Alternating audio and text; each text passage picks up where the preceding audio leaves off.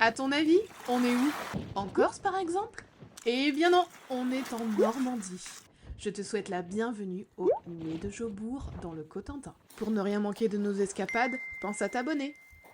Pour cette nouvelle vadrouille avec Tara, je me suis garée au niveau de l'auberge des grottes avant de rejoindre le GR 223, le célèbre sentier des douaniers. Et autant te prévenir de suite, ici les paysages commencent très fort.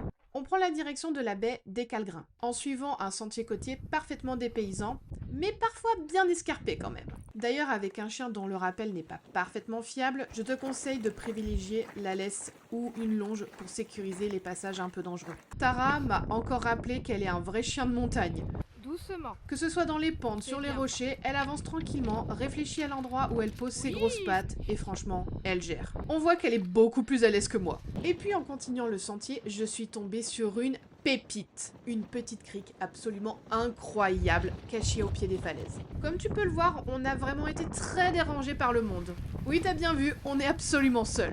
Une eau turquoise, des falaises tout autour. J'ai vraiment l'impression d'avoir trouvé notre petite plage secrète.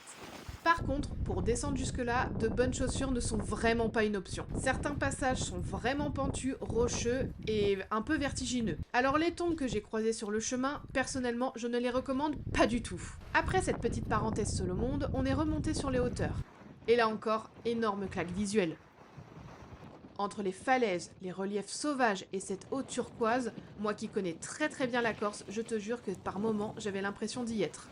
On voulait terminer cette vadrouille par une petite pause gourmande à l'auberge des grottes, mais pour cette fois-ci, c'est râpé parce que c'est complet. Bon, je crois que ça nous donne simplement une bonne excuse pour revenir. Alors verdict, je crois que le Nez de Jobourg vient officiellement d'entrer dans mon top 3 de mes plus belles vadrouilles en Normandie. Et clairement, on reviendra explorer les autres sentiers autour de la Hague. Et si toi aussi tu veux tenter cette escapade, tu trouveras la fiche du parcours complet avec toutes les infos pratiques sur mon site, noptipodes.com.